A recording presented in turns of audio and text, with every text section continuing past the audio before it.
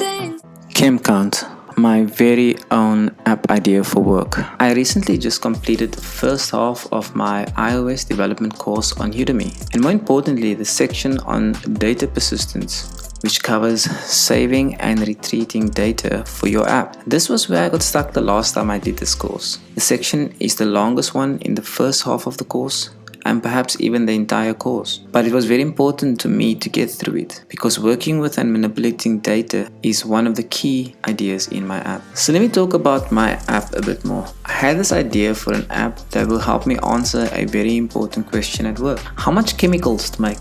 I work as a lab technician at a university, and one of my main tasks there is to prepare chemicals for all the first year students taking chemistry. Often I have to decide how much more chemicals I need to make for a certain experiment, so that if students make mistakes, accidentally spill chemicals, or simply need to start over, they are able to collect more. But how much more should I prepare without generating too much chemical waste? I could prepare double the amount, but often that is way too much. Or I could prepare just enough. But what if students need more? I would then have to prepare more on the fly, and that could end with even more waste, and students would have to wait while I prepare it. Deciding on a specific number can be difficult, but I've settled on a general scaling factor of 1.5 for most chemicals. A scaling factor in this case means how much more I would scale the volume up to. Doubling the volume would result in a scaling factor of 2, and making just enough would mean a scaling factor of 1.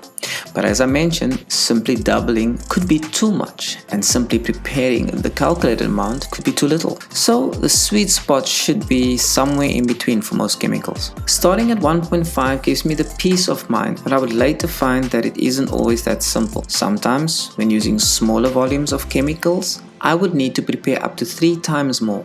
That's a scaling factor of 3. I decided to base the scaling factor on the amount of waste generated. If the waste was above a certain percentage, I would scale down from 1.5. If it was below this percentage, I would scale up. I could then use this adjusted scaling factor the next time we did the same experiment. I would analyze the waste again the next time and adjust the scaling factor accordingly. This all sounds simple enough, but there are many more variables to consider. Some chemicals are used across different experiments. Some chemicals have large volumes and others very small volumes. Experiments could be started and finished on a certain day, or happen in a course where the amount of students is so large that the experiment is stretched across multiple days. Sometimes students work in groups and other times alone, so there are many things to consider. The way I want to manage some of this complexity is with databases. Previously I used Excel for everything, but unfortunately the data in spreadsheets are isolated. With databases, you can form relationships with the data that match the complexity of the situation. In my design, I have come up with 2 such databases. The one is a chemical substance inventory, or CSI, and the other is a chemical usage database. Everything starts with CSI because I need to have enough stock to make enough chemicals. However, the real work happens in the chemical usage database. It brings together data from courses to get student numbers, experiments, and which chemicals are required from them, and also more details about the chemicals themselves. My previous attempt at making this app fell apart when I tried to use source control with GitHub without really knowing too much about it. But I also found out recently that my logic was flawed, even though I had gone through the planning and design processes. At the time I was doing a course in C++, and I really thought differently. As a novice C++ developer, I made some big mistakes with how I used the language, and then I tried to adapt that flawed design to the Swift language.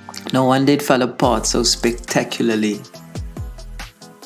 I've learned so much more now, and I've come a long way in conceptually understanding what it is I want my app to do, and why I even think I need an app for this. The key is portability in measuring chemicals. I can measure the chemicals in place with just my smartphone. I'm hoping that one day measuring with augmented reality, AR, will be even more accurate, because this would make measurement so much easier. This details the path I want to take to create this app. I now know that I have to start simple and build the most viable product first, and then extend and scale the app later. This app will be designed primarily for my use at first, but I will keep in mind that others may want to use this, and I will have a flexible design which can be manipulated if necessary to meet others' needs. This is ChemCount, the app that will answer my most pressing question at work. How much chemicals should I make?